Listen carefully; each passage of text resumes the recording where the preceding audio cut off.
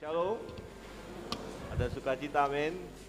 Ya, kita bersyukur hari ini kita memperingati kebangkitan Tuhan Yesus. Hari Jumat lalu kita memperingati kematiannya, ya. Dan hari ini kebangkitannya. Tema kita kebangkitannya sebagai bukti bahwa Ia adalah Allah, ya. Kebangkitan itu membuktikan Dia Allah. Dalam Roma pasal 1 kita akan lihat firman Tuhan. Pak Erwin. Ya, bisa dibantu LCD ya. Roma pasal 1 ayat 3 dan 4. Next ya, lagi. Ya, firman Tuhan berbunyi demikian tentang anaknya yang menurut daging diperanakkan dari keturunan Daud, dan menurut roh kekudusan dinyatakan oleh kebangkitannya dari antara orang mati, bahwa Ia adalah anak Allah yang berkuasa, Yesus Kristus Tuhan kita. Tentang anaknya, tentang Yesus yang menurut daging, jadi Dia manusia sejati, ya, dari keturunan Daud, yang hari Jumat kita peringati kematiannya secara manusia, ya, karena Dia diperanakkan dari keturunan Daud, dari daging. Jadi benar-benar Dia manusia. Kenapa? Hari ini kita peringati Dia bangkit, menunjukkan kealahannya, ya. Kebangkitannya dari antara orang mati, bahwa Ia adalah anak Allah yang berkuasa. Istilah anak Allah, sebutan anak Allah itu artinya sebenarnya identik bahwa Dia adalah Yesus Kristus. 1 Korintus 15 ayat 12. Jadi bila mana kami beritakan bahwa Kristus dibangkitkan dari antara orang mati, bagaimana mungkin ada di antara kamu yang mengatakan bahwa tidak ada kebangkitan orang mati? Kristus bangkit, berarti manusia yang sudah mati akan bangkit juga, karena Kristus bangkit. Nah, kebangkitan Kristus menunjukkan Dia adalah Allah, Dia adalah Tuhan. Maka berkat yang sangat penting bagi kita dari kebangkitan Yesus Kristus yang menunjukkan Dia adalah Tuhan dan Juru Selamat itu, yang pertama adalah, ya, iman percaya kita kepada Yesus tidak sia-sia. Enggak percuma kita jadi orang Kristen, enggak percuma kita percaya Yesus, ya, karena Yesus hidup. Yesus Allah, Tuhan yang berkuasa. Jadi kalau kita berdoa kepada Yesus, minta kepada Yesus, pasti Dia bisa buat, karena Dia hidup, Dia berkuasa, Dia Allah. Akhir-akhir ini banyak orang meragukan kealahan daripada Yesus, ya, mulai cari sumber-sumber lain yang tidak sesuai dengan kebenaran, kemudian dipropagandakan sedemikian rupa, dan akhirnya mulai orang ragu-ragu, benarkah Yesus itu Tuhan? Ya, itu, ya, karena Dia bangkit, juga Dia adalah anak Allah itu, yang berkuasa itu. Nah, iman percaya kita tidak sia-sia. Ayat 13 berkata begini, kalau tidak ada kebangkitan orang mati, maka Kristus juga percaya kepada Dia. Ya, jangan sampai ada oleh karena masalah pergumulan dalam hidup ini, nah kemudian meragukan Yesus, bahwa Yesus adalah Tuhan, mulai ragu-ragu, atau mulai mencari Tuhan yang lain, atau mengganti Tuhannya, atau mungkin ada tawaran-tawaran menarik dari yang lain supaya meninggalkan Yesus saja. Ya, jangan sampai itu terjadi. Tapi fakta menunjukkan ada banyak, ya, orang-orang yang akhirnya tinggalkan Yesus, jual Yesus, sangkali Yesus. Sebenarnya orang itu karena belum memiliki pengenalan yang benar tentang Yesus, ya. Atau boleh dikatakan kalau seperti pohon, akarnya begitu lemah. Ya, tapi kalau kita sungguh percaya kepada Tuhan, ya, mau digoncang bagaimanapun, ya, kita tidak akan tergoncangkan. Ya, kita tidak akan murtad. Amin. Murtad meninggalkan gitu ya. Ya, kita tidak akan tinggalkan Yesus. Saudara yang terkasih dalam Tuhan, apa kaitannya? Yesus bangkit, manusia juga yang mati akan bangkit. Semua manusia akan dibangkitkan nanti. Hanya persoalannya setelah kebangkitan itu, manusia itu, apakah dia akan masuk surga atau masuk neraka? Ya. Nah, itu dipastikan selagi kita hidup ini. Nah, yang percaya kepadanya tidak binasa melainkan peroleh hidup yang kekal. Tadi sudah dibacakan. Ya. Tetapi kalau Yesus enggak bangkit, bagaimana mungkin dia menyelesaikan segala sesuatu bagi kita? Berarti dia tak berdaya kalau tidak bangkit. Tetapi yang benar Yesus bangkit. Artinya, ya, dia dapat kita andalkan dalam hidup ini. Ya, kita tidak sia-sia kalau kita berdoa. Dalam setiap beban pergumulan kita, kita datang kepada Yesus dan Yesus sanggup menolong kita. Itu sebabnya dia berkata, marilah datang kepadaku, hai kamu sekalian yang letih, lesu dan berbeban berat, aku akan memberi kelegaan kepadamu. Bagaimana mungkin Yesus bisa memberi kelegaan kalau dia mati dan tidak bangkit-bangkit? Ya, saya punya kakek sudah meninggal. Kemudian saya ke kubur, minta kakek minta 5.000. Tidak akan datang 5.000. Kakek tolong saya mau bepergian. Ya, berikan sesuatu bagi saya yang memberi kekuatan kepada saya. Tidak akan diberikan. Dia nggak bisa buat apa-apa, dia mati. Tinggal tulang belulang. Dan kalau sudah sekian lama, tinggal tanah. Benarlah firman Tuhan. Dari tanah kembali menjadi tanah. Jadi kalau kita ke kuburan minta sesuatu, itu salah. Tetapi ada orang Kristen pergi ke kuburan minta kekuatan ya. Salah itu. Coba kiri kanan lihat. Salah ke kuburan minta kekuatan. Ada amin? Salah toh? Maka ketika mereka mencari Yesus, tadi kita sudah baca. Jangan cari dia yang hidup di antara orang mati. Jangan cari ke kuburan Yesus. Ya, dia tidak ada di situ. Kubur itu kosong. Karena dia Allah. Ya, kebangkitan artinya adalah kematian itu maut tidak bisa mencengkeram dia. Ya, jadi dia keluar dari maut itu, keluar dari kematian itu. Karena dia Allah. Bahkan kematian itu, ya, dialami itu untuk menyelesaikan dosa-dosa kita tadi, untuk kemudian dia menaklukkan kematian itu. Ya, dia turun ke dalam dunia orang mati.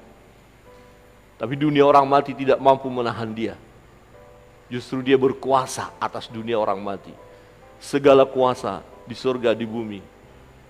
Ya, Yesus katakan ada padaku. Segala kuasa, di mana saja. Dalam dunia orang mati pun. Untuk itu, sang pemazmur pernah berkata, kemana bisa aku melarikan diri dari roh-Mu ya Tuhan. Saudara yang terkasih dalam Tuhan, memperingati Paskah hari ini, kita diingatkan, bersyukurlah bahwa keputusan kita percaya Yesus, keputusan kita sebagai pengikut Kristus, iman kita kepada Yesus bukanlah iman yang sia-sia.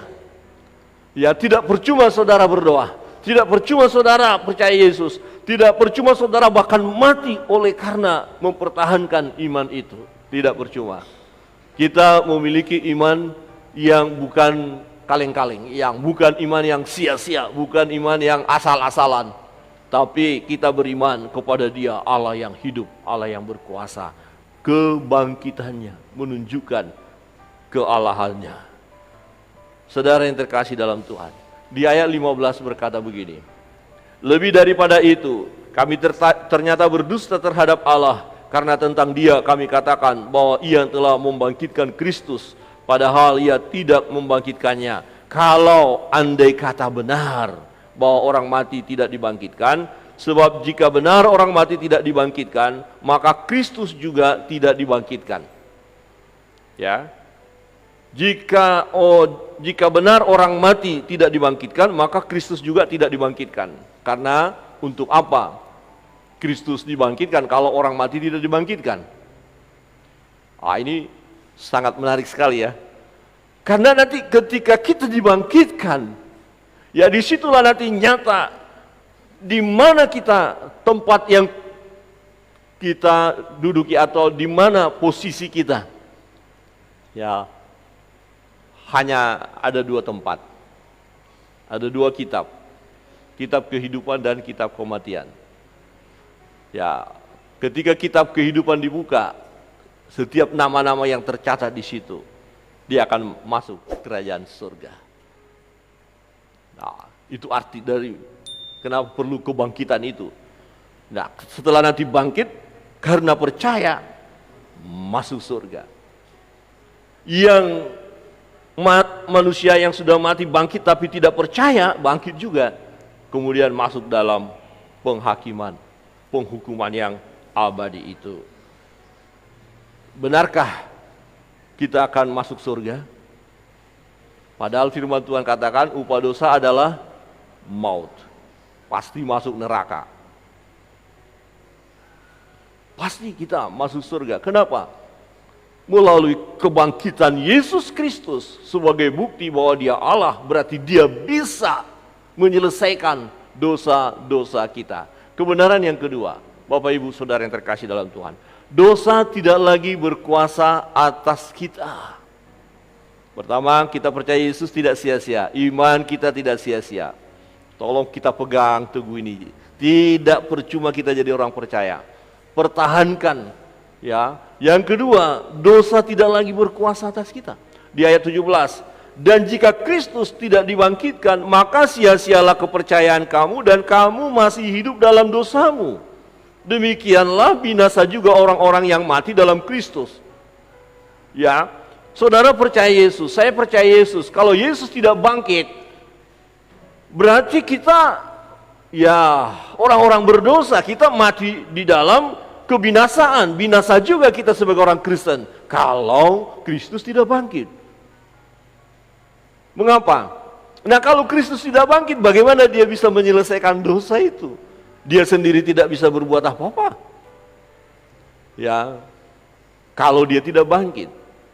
Karena Dia bangkit bahwa menunjukkan Dia anak Allah yang hidup, yang berkuasa. Berarti apa yang dikatakan iya dan amin. Ya, dosamu sudah diampuni, itu pasti terjadi. Dosamu sudah diampuni, Dia berkuasa, tidak hanya bicara saja. Ya, kita tidak lagi dikuasai dosa. Bukan berarti perbuatan kita selalu baik, tidak. Ya, artinya dosa yang dimaksud dari sini adalah upah dosa adalah maut, karena semua manusia sudah jatuh ke dalam dosa. Upah dosa adalah maut, menuju neraka. Nah, kita tidak lagi menuju neraka. Memang hidup kita hidup di dalam daging, masih bisa pikiran kita, perkataan kita, perbuatan kita bisa jatuh dalam dosa. Tetapi iman percaya kita tadi kepada Yesus membuat kita satu keyakinan bahwa kalau kita mati pasti masuk surga. Kenapa? Karena di kayu salib itu dosa-dosa kita itu sudah diselesaikan. Kamu sudah ditebus dari hidupmu yang sia-sia yang kamu warisi dari nenek moyangmu. Bukan dengan barang yang fana, bukan dengan emas, perak, tetapi dengan darah yang mahal, darah Yesus yang sama seperti darah anak domba Allah. Sudah selesai. Masih ragukah? Oh, tidak perlu. Dia sudah bangkit. Berarti dosaku sudah diselesaikan oleh Yesus di kayu salib. Iya. Mengapa Dia mampu menyelesaikan? Karena Dia Tuhan, Dia berkuasa, Dia Allah. Jadi kalau Yesus menyelesaikan dosa kita, ya selesai. Nah, ketika kita jatuh dalam dosa, apa yang kita lakukan sebagai orang-orang percaya?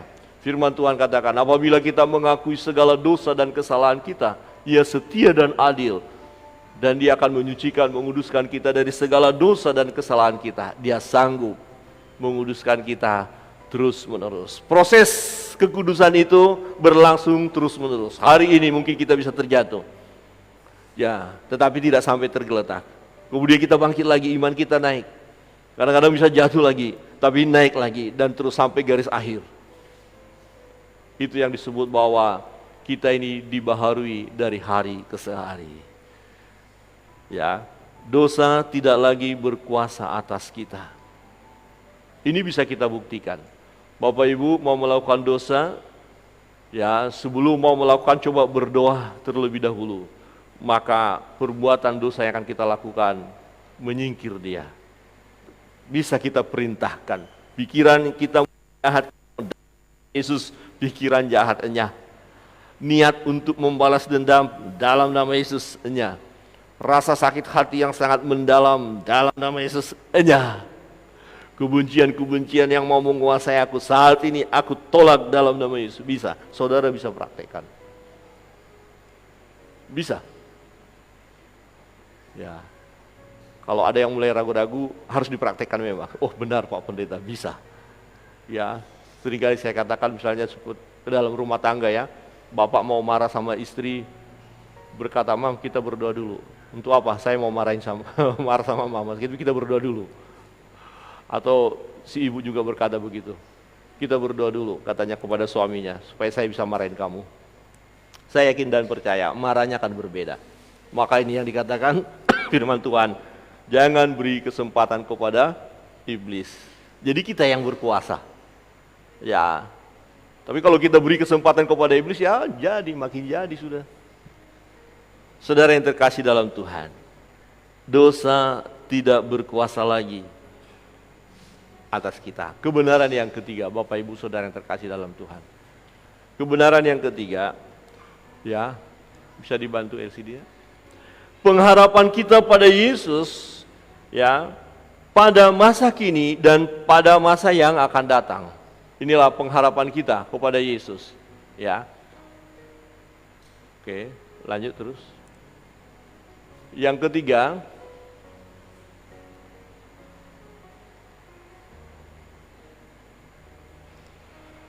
ya.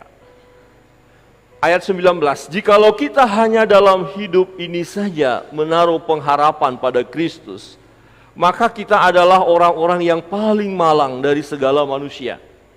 Tetapi yang benar ialah bahwa Kristus telah dibangkitkan dari antara orang mati sebagai yang sulung dari orang-orang yang telah meninggal. Jikalau kita hanya dalam hidup ini saja menaruh pengharapan pada Kristus, maka kita adalah orang-orang yang paling malang dikatakan. Oh, saya percaya Yesus karena pada saya sakit, saya berdoa Tuhan, saya sembuhkan, baru saya percaya Engkau. Oh, saya butuh ini Tuhan, hanya sebatas keperluan masa kini saja kita berharap hanya kepada Yesus. Alkitab berkata, kita orang yang paling malang. Apalah artinya semua yang kita gumuli ini kita dapatkan, tetapi masalah kehidupan yang akan datang kita tidak dapatkan. Tetapi yang benar masa kini pun iya, betul. Kita sakit berdoa minta kesembuhan, iya, amin, betul, bisa. Kita membutuhkan sesuatu berdoa, Tuhan berkati kami, iya, bisa, betul. Ya, apapun pergumulan kita. Dan Tuhan Yesus bertanggung jawab juga untuk itu. Tuhan Yesus berkuasa untuk itu. Dan lebih lagi yang menarik, di masa yang akan datang, ya, yaitu kehidupan yang abadi, ya, masuk surga, suatu kepastian. Jadi kita memiliki berkat yang luar biasa. Ya, iman kita tidak hanya kita bergumul hanya masa-masa kini saja. Kita hanya berharap hanya kebutuhan-kebutuhan sekarang. Tidak, artinya Bapak Ibu, seringkali kita hanya terfokus kepada apa yang terjadi sekarang. Kemudian kita abaikan masa yang akan datang. Padahal kehidupan yang akan datang itu adalah kehidupan yang abadi. Justru kita jauh lebih sebenarnya mengutamakan hal itu. Karena masa-masa saat ini hanya sementara. Tetapi kehidupan yang akan datang itu abadi. Dengan kata lain, apa yang mau kita lakukan ya untuk di kehidupan yang akan kehidupan yang akan datang itu tidak hanya cukup percaya Yesus. Ya, karena nanti ada namanya pahala, ada namanya mahkota. Kita perlu giat melayani Tuhan juga selagi kita hidup. Amin. Tidak hanya berpikir untuk kebutuhan makan minum kita saja. Itu Tuhan tahu itu. Orang-orang yang tidak menyembah Allah pun, firman Tuhan bilang Allah tahu itu. Tetapi kita lebih lagi dari itu.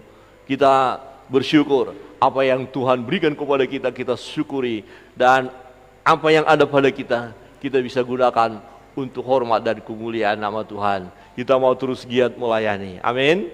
Kita persembahkan yang terbaik bagi Tuhan kita. Kiranya kebenaran firman Tuhan pada pagi hari ini menolong kita. Jangan ada di antara kita yang meragukan ketuhanan daripada Yesus. Kubur kosong membuktikan dia hidup. Jangan cari dia yang hidup di antara orang mati. Dia hidup, dia berkuasa. Iman saudara dan iman saya tidak sia-sia. Tetap pegang teguh, percaya Yesus, apapun tantangan pergumulan yang kita hadapi, jangan lepas dari iman percaya kita. Iman kita tidak sia-sia. Kepercayaan kita kepada Yesus tidak sia-sia. Sekali lagi tidak sia-sia. Sangat sedih rasanya kalau kita mendengar ada orang Kristen akhirnya tinggalkan Yesus. Aduh, itu sangat-sangat menyedihkan. Sebab iman kita ini bukanlah iman yang sia-sia. Karena kita menyembah Yesus yang hidup. Dia yang berkuasa, yang mengalahkan maut. Dan dosa tidak lagi menguasai kita. Dosa tidak menguasai saudara dan saya. Dan pengharapan kita tidak saja masa kini, tapi juga masa yang akan datang. Janji Tuhan, ya dan amin. Kita tunduk kepala sejenak.